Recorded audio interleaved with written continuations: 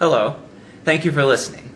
I have an intense personal desire for freedom, and I need your help so that we can, together, continue to enjoy the benefits of freedom and work toward the more perfect realization of liberty and justice in our society.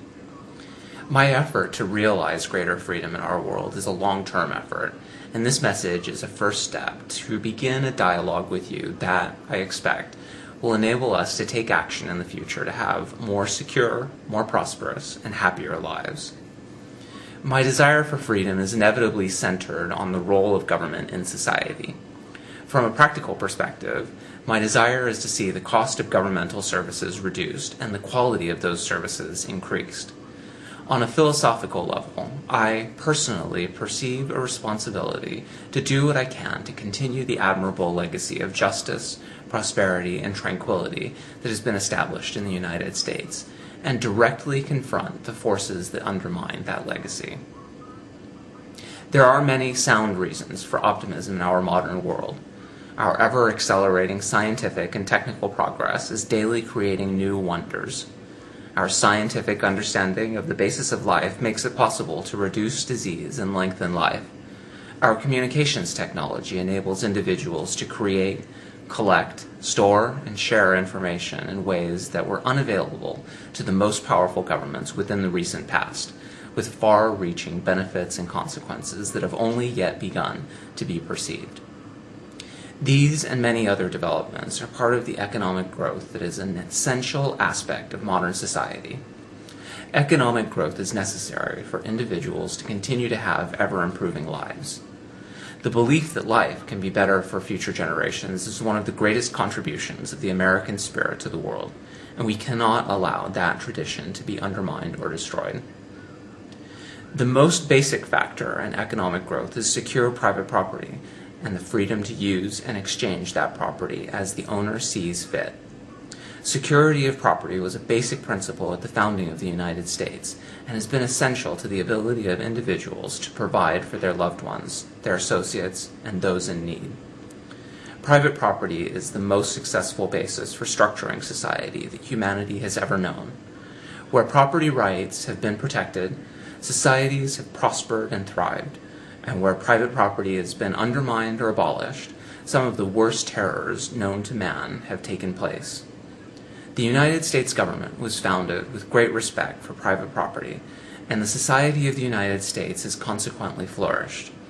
But communist and socialist governments that abolished or disregarded private property created poverty, repression, and murder on a truly enormous scale. Even in the United States, however, there has been a continual erosion of protection for private property, justified by the belief that government is an efficient instrument for the positive direction of society. The belief that government, freed of the limits imposed by private property, can utilize resources more efficiently than their current owners is strongly contradicted by experience and history. Governments lack the profit and loss incentives that individuals and private organizations must use to determine whether their efforts are successful and should be continued. Instead, governments judge the success of their actions through public opinion, which can be manipulated in very effective ways, creating irresistible incentives for governments to use deception as a standard operating procedure.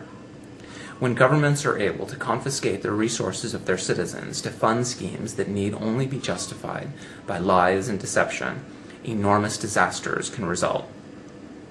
As government policies create disasters, whether economic, social, or military, there is an ever greater motivation to use deception to justify those policies, leading to a systematic subversion of truth, honesty, and morality in society. The problems confronting the world today are made more intractable by the sophisticated processes used to obscure and conceal the truth of the difficulties facing us. We are right to recognize the blessings of freedom, but there are those, even in positions of great power and responsibility, who usurp the banner of freedom in order to justify their wicked schemes of theft, murder, and enslavement. One of the greatest problems facing humanity today is the deliberate creation of conflict in order to extend the control of a tiny elite who seek to rule the world from the shadows.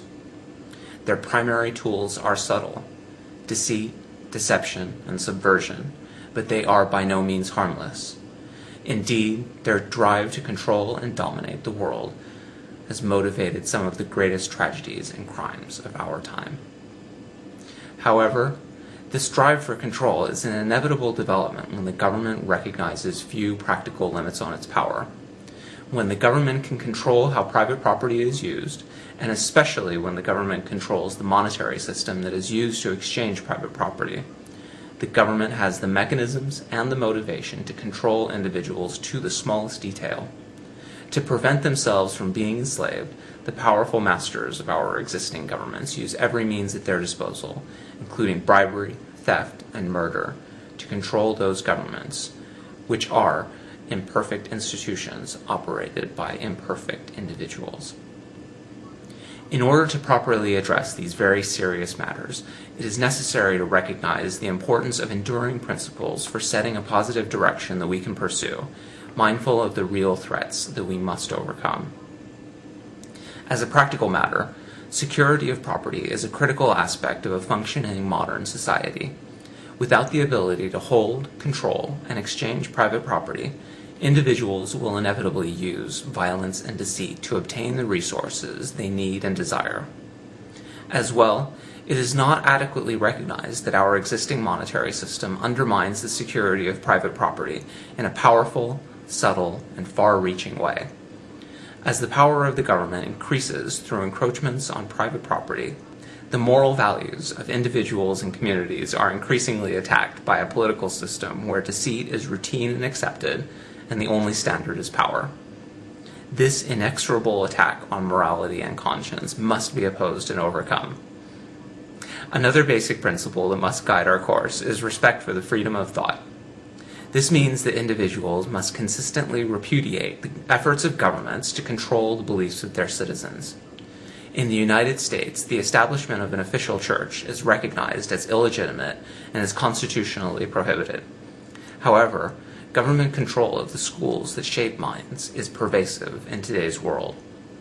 The imperative to defend the freedom of conscience must lead us to eliminate the role of the government in education and leave parents and communities free to raise their children as they see fit.